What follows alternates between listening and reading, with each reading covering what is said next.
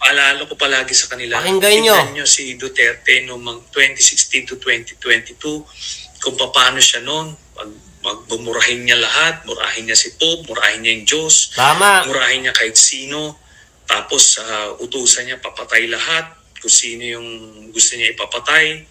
Marami yung namatay na Pilipino, lalo na yung mga mahihirap. Tapos yung mga tiwaling pulis, babarili na lang kung sino yung nandoon. Tama. Tapos sasabihin ng laban, kasi may patong sa ulo, 10,000 po ang reward, no? Grabe. Si Duterte ang nag-encourage nun lahat. Kaya po tayo dumating sa punto na to. So, wag po nating kaawaan kasi Mabuhay ka, yan, former yan po Senator ay Sonny isang Trillanes. halimaw noong mga panahon na yun. Hindi naman talagang pigilin ng Pangulo yan eh. Yung arrest warrant na yan, ICC man yan o Interpol. Kaya lang, meron ka ba naman kang konsolasyon na pigilin yung arrest warrant, walang lubay ang mga Duterte, katitira sa'yo.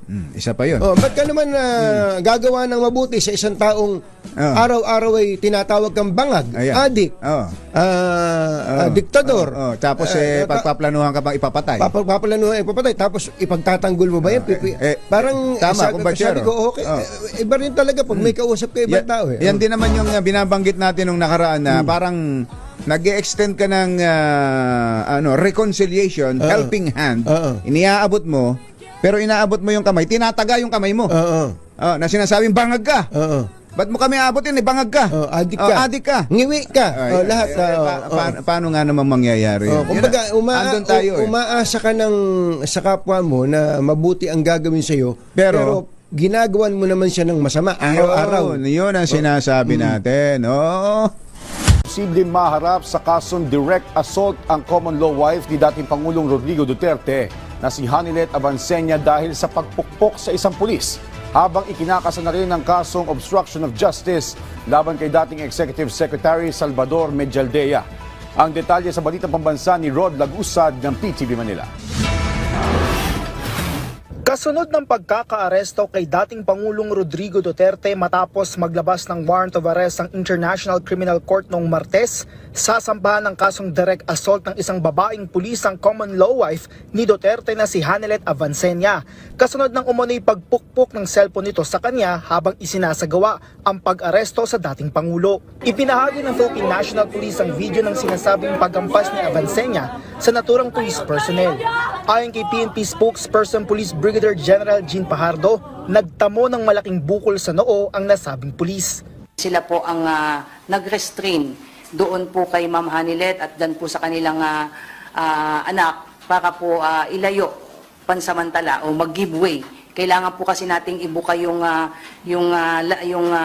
pwesto po kasi nandun po sila sa paligid po ng ating dating Pangulo. So kailangan lang po silang iigilid, iset aside para po makalapit po yung mga pulis po natin na mag-a-assist po kaya sa ating dating Pangulo. Anya sa ngayon ay nakalabas na ng ospital ang naturang police personnel. Dagdag pa ni Pajardo, sa kabila ng mga mura at panlalait na kanilang tinanggap ay nagpatupad sila ng maximum tolerance sa gitna ng tensyon.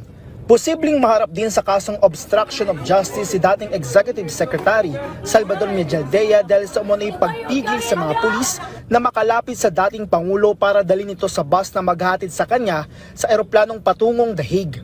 No less than General Torre ay hinawakan na po siya at binasahan po siya ng kanyang kakapatan na he has the right to remain silent and he is being charged for obstruction of justice po. So kaya po siya pinusasan at dinala po sa loob po ng bus. But eventually, nung nandun na po siya sa loob ng bus, ay tinanggal din naman po yung posas. Out of, again, human consideration. But again, General Torre, to his mind, he has to enforce the law. Ayon pa kay Pajardo, para mabawasan na ang tensyon, ang mismong dating Pangulo na ang nagsabi na sasama ito. We would like just to clear lang po kung ano yung naging participation po ng PNP ay to extend lang po police assistance, particularly in serving po yung Interpol notice to our former president. It is our opinion, ma'am, na nasunod po yung proseso. Kaya nga sabi ko nga sa iyo, we exercise maximum tolerance o kung may mas higit pa sa maximum tolerance po, ayun po ang ginawa po ng PNP. Binigyang pagkakataon din na ma-check ang kalagayan ni Duterte ng kanilang sariling doktor bukod pa sa mga doktor ng Philippine Air Force at PNP. Pinabulaan rin ni Pajardo ang kumakalat na nagsasabing umiyak ang ilang mga pulis. Ang sinasabi po nila ay umiiyak po yung pulis, hindi po totoo yun. At ang sinasabi nilang mababa po yung moral ng pulis, hindi rin po totoo yun.